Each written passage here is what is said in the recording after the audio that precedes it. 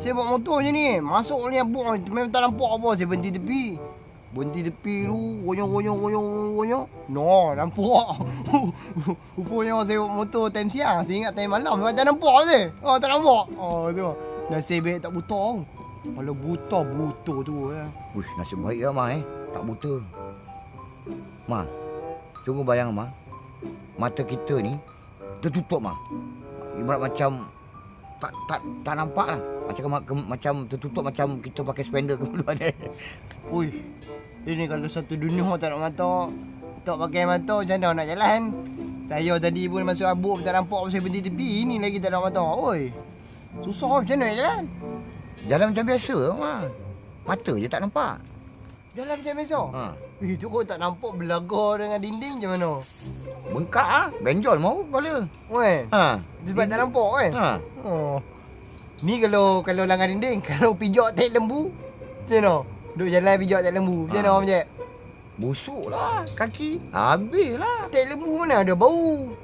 Itu kalau dia pikir yang dia pijak tai lembu, kalau kan mata tak nampak. Itu kalau pijak tai lembu. Itu kalau berjalan tak nampak kan. Duk pakai mencun tak nampak. Ini kalau duk bersembang. Ha. Ni macam kita ni duk bersembang ni, kalau tak nampak macam mana? Nak sembang-sembang, kau arah lain, aku arah lain. Itu masalah tu kan. Kan? Abang Panjat duk arah lain, saya duk arah lain. Aduh. Tapi duk bersembang ni. Duk sembang ni. Oi. Tapi arah tu tak betul. Oh, tu. Ha. Masak tu. Ni, duk bersembang ni. Ha. Rupanya duk bersembang dengan Wazin, tak perasan. Ha. Alah, dah Alamak, rugilah. Rugi dah. Artis tu. Artis tu. Kau tidak ambil gambar betul. Dia nak ambil gambar lah. Rugi dah. Sebab apa? Sebab tak nampak. Tak nampak. Ada Wazin pun tak nampak. Padahal dia datang nak beli gula. Ha. Dia ingat kita kena runcit. Kalau dua-dua dia tak nampak tak? Dua-dua Oi. tak nampak.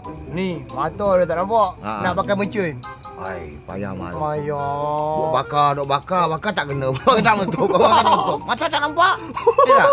Duk bakar belah sini. Rupanya Ha. duk bakar benda lain. Mercun tempat lain. Bakar tempat lain.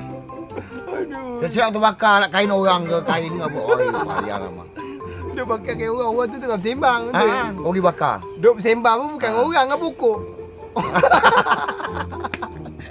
Ni Abang Jack duk datang ni. Cakap saya, hang ni tak pergi solat subuh ke. Padahal tengah hari buta. Aduh. Gila. Macam mana? Macam mana? Susah ni kan. Ni susah. Ni nak call kawan ni, nak guna telefon macam mana? Oh tak nampak. Tak tahu lah mak. Oh susah Jack. Duk tekan nak screenshot gambar kan. Salah apa je bukan tekan handphone, tekan selipar. Ha.